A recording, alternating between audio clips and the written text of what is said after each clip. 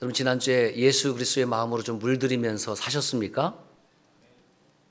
대답이 없는 거 보니까 지난주 무엇으로 물들이다라는 말씀을 받은 후에 많은 성도님들의 피드백이 좌절감을 맛보았대요. 목사님, 그 말씀 듣고 좌절했습니다. 제가 설교하고 은혜가 되었습니다 라고 피드백을 받으면 그나마 용기가 나서 그래 말씀을 또 바로 전해야지, 바르게 준비해야지, 이런 마음이 드는데 그 말씀을 받은 후에 좌절감을 맛보았다고 피드백을 해주시면 도대체 제가 강단에 서라는 말인지 아닌지, 제가 이렇게 대답을 했습니다. 저도 그렇습니다. 말씀을 받은 분만 힘든 것이 아니라 말씀을 전한 저도 힘든 시간을 보내고 있습니다. 왜냐? 저도 예수 그리스도의 마음으로 항상 살지 못하기 때문에 그렇습니다. 여러분만 그런 것이 아니라 저도 그렇습니다. 겸손한 척 하려고 하는 것이 아니라 실제가 그래요. 그래서 괜히 그 말씀을 전했나? 전 또 이런 생각도 해 보았습니다. 그렇게 주일 말씀을 전한 후에 월요일 날 일이 있어서 아파트 문을 나서는데 우회전을 이렇게 하는데 거기에 뭐가 있냐면 주차 금지 팻말이 여러 개 서 있습니다. 우회전할 때에 거기다가 차를 파킹을 해놓으면 위험하니까. 그런데 꼭 그런 데다가 파킹하는 사람이 있어요, 없어요? 여러분 아파트도 마찬가지네. 내 막 내려갖고 쇠리 빠기고 싶었어요. 어떤 놈이 또 저렇게 개념 없이 저리 주차를 해놓을까? 갑자기 짜증이 몰려오고 내 입에서 비난의 소리가 나왔습니다. 물론 차 안에 있으니까 다른 사람은 못 들었겠죠. 저도 모르는 순간에 말이죠. 그러면서 그 순간에 내가 멀어도 한참 멀었지. 저도 좌절했어요. 저도. 주님의 마음을 품었다면 제가 그렇게 내려가서 저거 차 빵꾸나 펑크나 내버릴까? 왜 꼭 저렇게 하지 말라는 짓은 기어코 하는지. 그 주차금지 푯말이 있으면은 안 세워야 될 거 아니에요. 눈이 멀었나, 눈이 뼈었나, 뭐 온갖 생각이 머릿속에 다 들어오는 거예요. 여러분도 그래요, 안 그래요? 우리가 비슷한 수준이네, 비슷한 수준이야. 그렇죠? 예. 지난 수요일 신토 공동체 학습 때 000 집사님이 이렇게 피드백을 합니다. 지난주 자신의 마음을 들여다보면서 참 힘들었습니다. 그 다음에 제 마음을 원색보다는 파스텔색으로 물들이고 싶어요. 이렇게 나눠주셨습니다. 주일 아침입니다. 영과 진리로 우리가 예배를 드림으로 오늘 또 이 예배를 통해서 저와 여러분의 이런 형편없고 부족한 마음이 다시 또 예수 그리스도의 마음으로, 그 은혜로, 그 감사로, 그 평안으로, 그 사랑으로, 그 기쁨으로 오늘 또 물들여 가기를 주의 이름으로 축원합니다. 그렇지, 뭐 부족하니까, 형편없으니까 주님의 마음으로 물들여지기를 소망하는 거죠. 우리가 예수님의 마음을 품고 살려면 살수록 참 힘들어요. 예수님의 마음과 상관없이 살면 참 편해요. 그런데 예수님의 마음을 묵상하고 그 마음대로 살려고 노력하면 할수록 나를 방해하는 것들이 너무너무 많이 있습니다. 옛 본성이 나를 찾아오고요. 주변 환경이 나를 도와주지 않습니다. 앞서 말씀드린 것처럼 그 누가 봐도 공중 도덕인데, 그 상식인데 눈살을 찌푸리게 하는 일들이 나의 마음을 힘들게 하기도 합니다. 사탄의 시험과 유혹이 끊이지 않습니다. 신토학습 중에 또 이런 질문도 있었습니다. 목사님, 어떻게 매일 예수님의 마음을 품고 산다는 말입니까? 그것이 가능한 일입니까? 어떻게 항상 기뻐하고 쉬지 말고 기도하고 범사에 감사할 수 있나요? 빌립보서 2장 5절 말씀에 너희 안에 이 마음을 품어라 곧 그리스도 예수의 마음이니, 이 말씀을 우리가 알고 있습니다. 히브리서 12장 2절에 보면 믿음의 주요 또 온전케 하신 이인 예수를 바라보자. 예수를 바라보자. 데살로니가전서 5장 16절, 17절, 18절 잘하는 말씀이죠. 함께 읽을까요? 항상 기뻐하라, 쉬지 말고 기도하라, 범사에 감사하라. 이것이 그리스도 예수 안에서 너희를 향하신 하나님의 뜻이니라. 하나님의 선명하신 뜻이 무엇이냐 하면 항상 기뻐하고 쉬지 말고 기도하고 범사에 감사하라. 이거 모릅니까? 몰라요? 못 들어봤어요? 안 읽어봤어요? 너무 많이 듣고 귀에 목이 박힐 정도로 잘하는 말씀 아닙니까? 그런데 어떻게 항상 기뻐하고 쉬지 말고 기도하고 범사에 all circumstances, 모든 환경 가운데에 나는 감사의 삶을 살 수 있다는 말인가? 저는 안 되겠어요. 저 항상 기뻐하지 못하거든요. 저 쉬지 않고 기도할 자신 없거든요. 저는 모든 환경 가운데에 제가 감사하지 못하거든요. 갓 결혼한 신부가 신랑에게 말합니다. 자기야, 결혼한 지 막 30년 넘은 분들도 막 자기야 하는 분들이 있어요. 제가 보기에는 너무 좀 속이 안 좋아. 결혼한 지 30년이 넘었는데도 신랑 하는 분들이 있으면은 제 예수님의 마음이 없어서 뭔 신랑이야, 구랑이지. 근데 우리 교회 있어. 저는 결혼하는 순간부터 여보 했습니다. 그렇게 가르치라고. 예. 여보가 무슨 뜻이에요? 보배로운 사람. 예? 보배로 여기다. 얼마나 좋아. 젊은 사람들은 자기야, 오케이. 예, 좋아요. 뭐 고려자기가 됐든 백자가 됐든 자기야. 자기야. 좋아요. 나는 당신만 바라보고 시집왔지. 당신만 바라보고 살 거야. 이 말은 하루 24시간 나의 시선이 오직 신랑만 쳐다보겠다라는 1차원적인 말이 아니잖아요.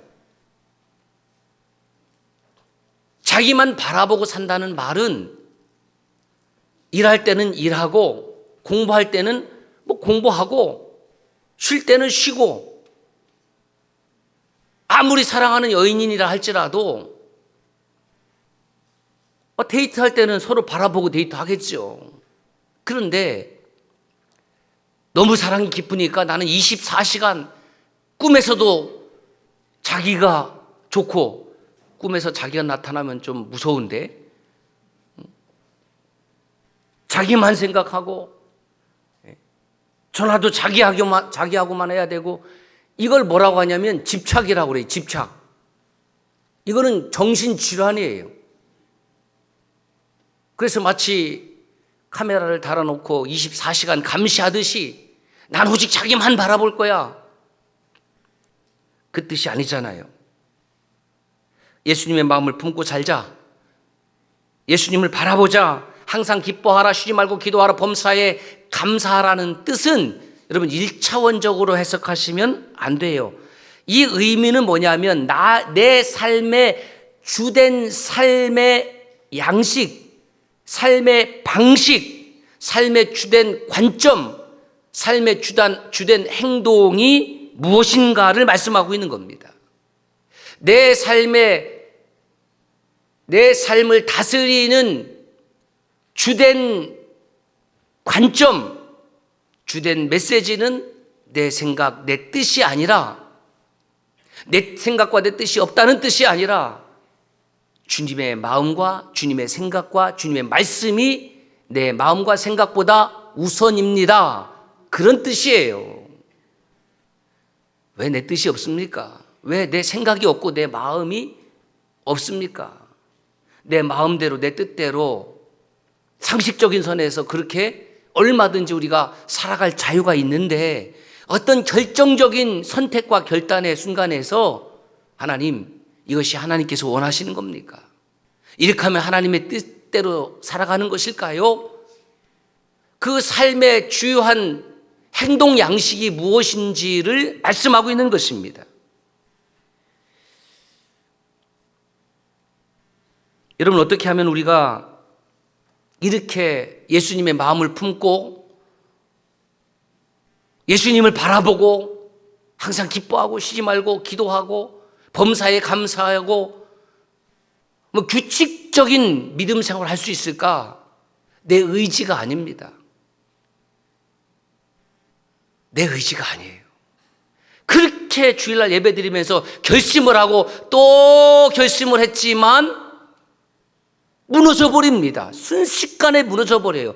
여기서는 예배하고 찬송하고 말씀을 들을 때는 내가 정말 그렇게 살 수 있을 것 같은데 정작 예배당 문 밖을 나가서 비상식적인 일들이 나에게 다가오면 그때는 또 막 화도 나고 열도 막 받고.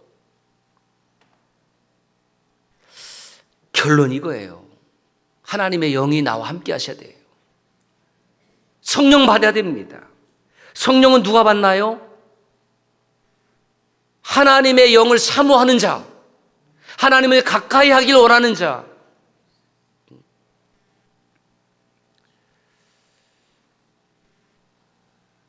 지금 세계 곳곳의 교회들이 처참하게 무너지고 있습니다. 북미권 교회도 어제 목사님하고 대화를 하는데 처참하게 무너지는데 어떤 교회가 흥왕하느냐? 성령 충만한 교회가 흥왕한다는 거예요. 하나님의 영으로 충만한 교회가 흥왕합니다.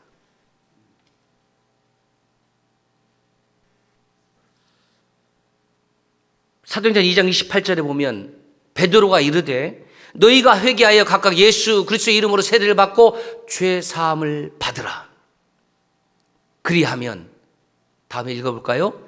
성령의 선물을 받으리니. 하나님의 영으로 내 안에 충만해야 돼요. 하나님의 영으로 충만하다는 말은 하나님의 마음과 생각이 나를 지배하도록 내어드리는 것입니다.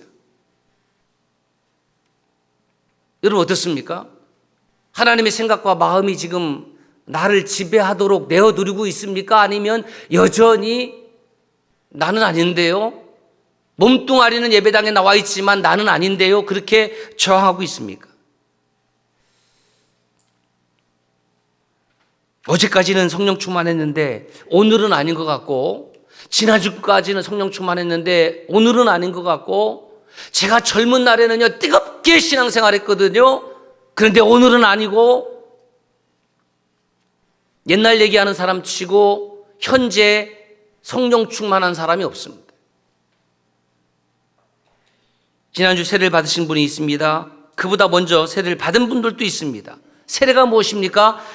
죄 사함의 사인입니다. 하나님의 자녀가 되었다라는 구원의 표시요, 영생의 표시요, 은혜 받음의 표시입니다. 그러므로 예수 그리스도의 십자가의 은혜로 죄 사함을 받은 저와 여러분들에게 오늘 또 이 예배를 통해서 하나님 앞에 나를 긍휼히 여겨 주십시오라고 간구한 여러분들 위해 하나님의 영으로 부어주시기를 주의 이름으로 간절히 축복합니다. 그래요. 누가 겸손한 사람이냐면, 난 하나님의 은혜가 오늘도 필요한 사람입니다. 이것을 고백하는 사람이 겸손한 사람입니다. 거룩한 삶은 성령 충만한 삶입니다. 예수님의 마음으로 물들기 위해서 다른 방법이 없어요. 오직 말씀과 찬송과 기도입니다. 그래서 디모데전서 4장 5절에 사도 바울은 하나님의 말씀과 기도로 거룩하여 짐이다 그랬어요. 말씀과 기도를 떠나서 거룩할 방법이 없고, 말씀과 기도와 찬송을 떠나서 예수님의 마음을 품고 살 수 있는 방법이 없습니다. 호흡이 여러분 일정해야 건강한 거 아니겠습니까? 우리의 영적인 호흡이 무엇입니까? 그것이 말씀과 찬송과 기도예요. 호흡은 규칙적으로 호흡해야지 건강하듯이, 우리의 영적인 호흡은 말씀과 찬송과 기도가 규칙적으로 이루어질 때에 건강한 영의 사람이 됩니다. 그래서 그렇게 정리해 봤습니다. 성도의 영적 호흡은 무엇이라고요? 말씀과 기도와 찬송이라고요. 매일 말씀 한 구절, 기도 한 마디, 찬양 한 소절의 영적 규칙을 여러분들이 갖기를 사모하십시오. 주일 예배만 드리고 일주일 동안 말씀 한 절치도 아니하고, 기도 한 마디도 하지 아니하고, 찬송 한 소절도 부르지 아니하고, 주일날 예배당에 나와서 마치 굶주렸다는 듯이 폭식을 하고 가는 것은 건강한 성도의 삶이 아니에요.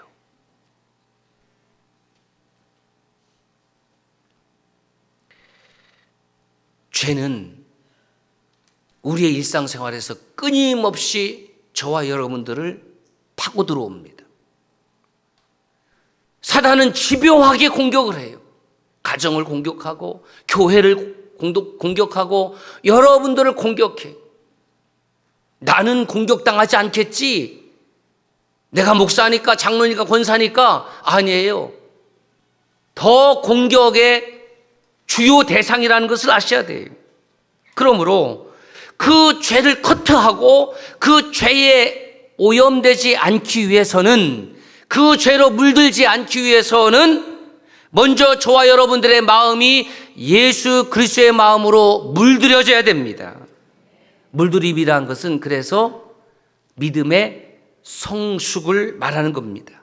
마치 풋사과 같은 모습에서 빨갛고 탐스러운 사과로 익어가듯이, 말씀과 기도와 찬송이 깊어지면, 기도가 깊어지면 찬송이 되고, 찬송이 깊어지면 기도가 되고, 말씀을 들으면 기도가 나오고 찬송이 나오고, 그럴 때 저와 여러분들의 믿음의 모습이 매일매일 조금씩 익어가는 겁니다. 성숙되어 가는 것이죠.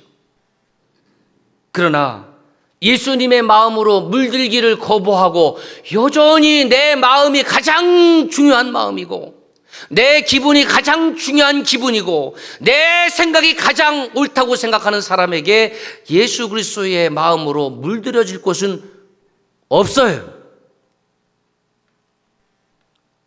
그래서 이렇게 정리를 했습니다. 예수님의 마음으로 물들이면 예쁘고 향기가 나지만, 그 다음 구절 읽을까요? 죄가 묻으면 지저분하며 악취가 날 뿐이다.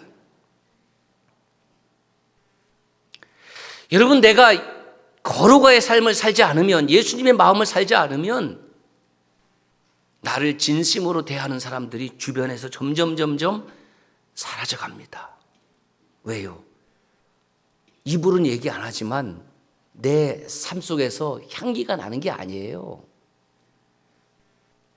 향수 잔뜩 뿌린다고 해서 나를 싱그럽게 대하는 것이 아니에요. 내게서 악취가 나니까 조용히 사라져가는 겁니다. 여러분, 우리나라는 한때 마약 청정국이었습니다. 그게 언제까지냐?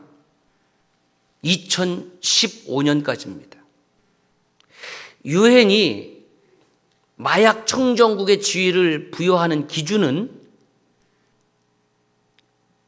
그 나라에서 한 해 동안에 마약류 사범이 20명 미만일 때 마약 청정국 지위를 부여합니다. 2015년까지는 우리나라가 한 해 동안에 마약류 사범이 20명이 채 되지 않았습니다. 그런데 2016년 이 수치를 넘겼고 2023년 마약을 해봤다는 설문조사에 해봤습니다 라고 응답한 사람이 우리나라에 230만 명이 넘었어요. 안 놀래는 여러분들은 했어요 그러면?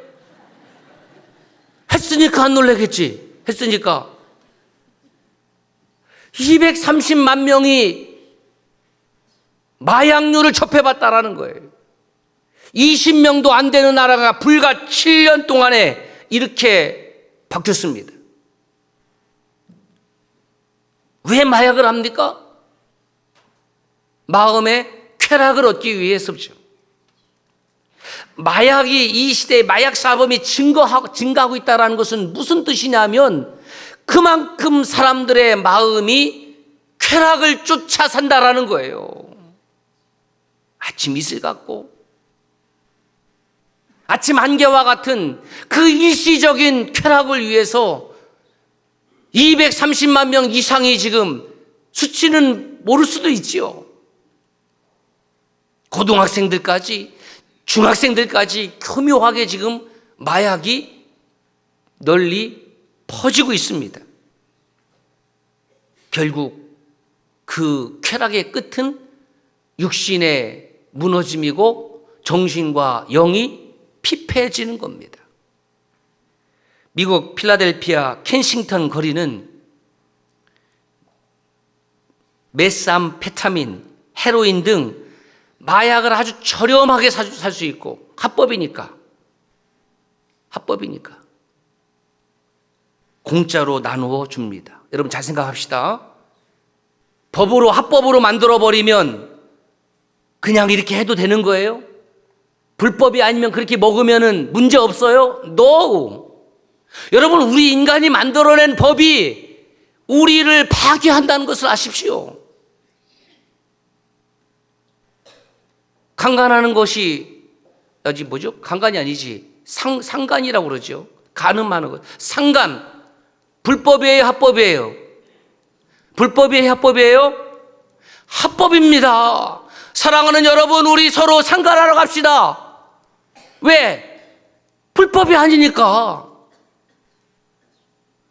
아니 불법이 아닌데 뭐 어때요?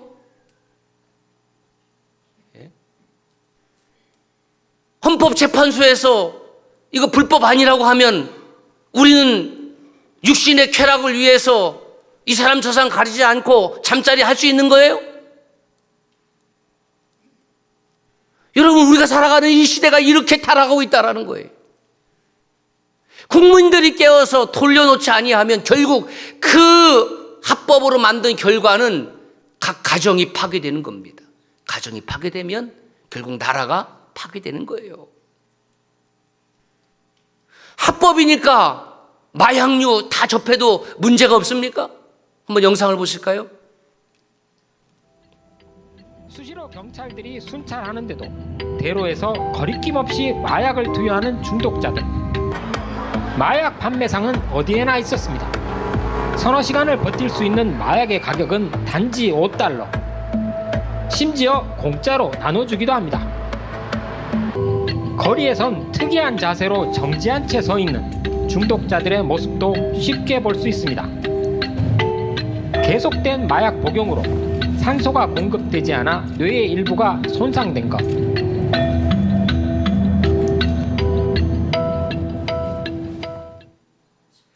기근, 지진, 폭력, 전쟁 등 이렇게 각박한 시대를 저와 여러분들이 살다 보니 다 마음이 힘들어요. 다 마음이 아파요. 그래서 어느 종교에서는 우리 마음 공부합시다. 마음 공부. 마음이 힘드세요? 우리 교회로 오세요. 마음이 힘드세요? 우리 절로 오세요. 마음이 힘드세요? 우리 성당으로 오세요. 마음이 힘드세요? 우리 사원으로 오세요. 그래서 마음을 먼저 앞세우니까 다르게 전도하고 포교하는 것보다도 당신의 마음을 우리가 어루만져 줄게요. 아주 이게 좀 혹하지 않습니까? 거부감도 없고 그 신선하니까 그렇지 뭐 내가 가서 마음 공부 좀 해야지. 모르긴 몰라도 아마 교회 다니는 사람들도 사찰에 들어가서 마음 공부한다고 수양한다고 하는 사람들이 저는 많을 것이라고 생각돼요. 내가 산속에 들어가서 마음 공부하는 게 목사님 뭐가 문제입니까? 제가 마음 좀 잘 닦고 오겠습니다. 수련하고 오겠습니다. 고요한 산속에서 참선을 하면 마음 공부가 될 것 같은 생각이 들겠지요. 여러분, 이것 아세요? 세상의 종교는 내 마음을 갈고 닦으라고 해요. 수양하라고 합니다. 남자들은 기억할 겁니다. 군대 가면은 노트 하나씩을 주는데 그 노트에 뭐라고 쓰면 수양록. 매일매일 삶을 되돌아보면서 내 자신을 수양하는 수양록. 거기다가 뭐 말을 어떻게 했는지, 행동을 어떻게 했는지. 그래서 병장 달고 전역할 때쯤 되면 성인 군자가 됩니까? 예. 그런데 우리 주님은 뭐라고 말씀하시냐면 너희 안에 나의 마음을 품으라고 말씀하세요. 내 마음을 갈고 닦는 것이 아니라 나의 마음을 품으라고 말씀하시고 나의 마음을 배우라고 말씀하십니다. 왜냐하면 내 마음을 나보다 더 잘 아시는 이는 오직 하나님이시기 때문에. 왜? 그분이 나를 창조하시고 나의 마음을 창조하신 분이기 때문에 너희들 마음을 닫지 말고 나의 마음을 품어라. 그 세상의 종교와 하나님은 이렇게 마음에 대해서 완전히 다른 말씀을 하는 거죠. 그래서 이렇게 정리했습니다. 마음 공부는 시작.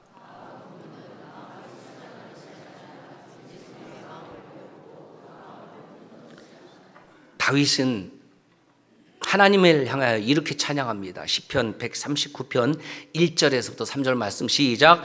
여호와여 주께서 나를 살펴보셨으므로 나를 아시나이다. 주께서 내가 앉고 일어섬을 아시고 멀리서도 나의 생각을 밝히 아시오며 나의 모든 길과 내가 눕는 것을 살펴보셨으므로 나의 모든 행위를 익히 아시오니. 주님은 우리로 하여금 주님의 마음을 품고 우리가 배워야 될 마음은 주님의 마음이라고 말씀하십니다. 다시 말해서 마음 공부를 누구에게 하라? 주님께 하라. 오늘 말씀이 그 말씀이에요. 나는 마음이 온유하고 겸손하니 나의 멍에를 메고 내게 배우라. 제가 이 말씀을 읽으면서 마음 공부의 원조는 예수님이네. 마음 공부는 저 산속에서 들어가서 할 것이 아니라 예수 그리스도께 나와서 해야 되네. 내게 배우라, 공부하라고 말씀하고 있지 않습니까? 우리 주님은 마음이 온유하고 겸손하니, 이 온유는 히브리어로 아나빔 이렇게 이야기를 하고 헬라어로는 프라우스 이렇게 얘기를 합니다. 이 아나빔, 이 프라우스라는 단어는 내가 하나님 앞에서 피조물임을 알고 깨닫고 인식하고 나를 낮추는 것을 온유라고 합니다. 온유는 내 힘대로 살아가는 것이 아니라 하나님의 영에 의하여 내게 주어진 힘을 적절하게 통제하는 힘을 말해요. 통제되어진 힘, 이것을 온유라고 해요. 때릴 수 있는 힘이 있지만 하나님이 그걸 원하지 않으니까 때리지 않는 거예요. 비난할 수 있지만 하나님이 원하지 않으니까 입을 닫는 겁니다. 불평할 수 있지만, 불평할 수 있는 힘이 있지만 하나님이 원하지 않으니까 입을 닫는 겁니다. 그래서 내가 피조물임을 알고 그 창조주 하나님 앞에 나를 낮추는 겁니다. 어떻습니까? 나도 모르는 사이에 내 마음을 그대로 방치하면, 저나 여러분이나 지금 똑같은 마음인데 어떤 마음인지 아십니까? 나도 모르는 사이에 내 마음이 높아지는 거예요. 나도 모르는 사이에 내 마음이 높아지는 거예요. 이것을 교만이라고 하는 것이. 신기하죠? 내가 교만하고 싶어서 교만한 사람이 없어요. 저 겸손하게 살고 싶거든요. 저 온유하게 살고 싶거든요. 그런데 나도 모르는 사이에 나를 그대로 방치해 두니까 내 마음이 높아졌어요. 그것이 교만이에요. 그래서 마태복음 5장 5절에 보면 온유한 자는 땅을 기업으로 받는다 그랬어요. 하나님이. 땅값 비싼데, 땅 비싼데 땅을 기업으로 받을 분들은 하여튼 온유하세요. 예? 제 이름으로 된 땅이 한 평도 없는 거 보면 제가 아직도 덜 온유해서. 예? 겸손도 비슷한 뜻입니다. 그래서 초대교회의 온유와 겸손은 그리스도인들이 반드시 갖춰야 될 덕목, 이렇게 강조를 한 겁니다. 자, 보세요. 마음이 온유하고 겸손했습니다. 그러면 너희 마음이 쉼을 얻는다 그랬어요. 이 마음이라고 번역된 푸시케는 사실은 영혼이란 뜻이에요. 하나님의 영을 가리킬 때는 푸뉴마를 쓰고 사람의 영을 가리킬 때는 푸시케를 써요. 그러니까 이 번역은 마음보다는 영혼으로 번역하는 것이 훨씬 더 좋겠습니다. 내게 배우라 그러면 너희 마음이 아니라 내게 배우라 그러면 너희 영혼이 쉼을 얻으리니. 그 찬송하지 않습니까? 내 영혼 평안해, 내 영혼 평안해. 내 마음 평안해가 아니라 내 영혼 평안해. 왜? 하나님의 영에 의해서 내가 다스림을 받고 하나님의 영에 의해서 내가 컨트롤을 받으니까. 자, 여러분은 눈치가 빠른 사람이에요? 느린 사람이에요? 더딘 사람이에요? 없는 사람이에요? 눈치가 빨라요? 더뎌요? 없어요? 무뎌요? 청주는 말은 느릴지 모르지만 대답도 느릴지 모르지만 눈치 하나는 엄청나게 빨라. 따라습니다. 눈치도 실력이다. 그래서 신앙생활을 하면서 우리가 눈치가 너무 빠르니까 뭐라고 하면 주님이 하셨습니다. 주님의 전적인 은혜입니다. 왜? 그래야 겸손해 보이잖아요. 우리는 이미 너무 잘 알고 있다는 거예요. 타인에게 속으로는 도끼를 품고 있지만 겉으로는 부드럽게 말합니다. 왜냐하면 온유하게 보여야 되니까. 그래서 겸손 코스프레를 하고 온유 코스프레를 합니다. 그런데 상대방이 말은 안 하지만 그렇게 외식적이고 형식적인 겸손과 온유 코스프레를 하는 사람에게 있어서 진정성은 느끼지 못합니다. 다 인사치레로 얘기할 뿐이죠. 매일 말씀을 읽지도 않고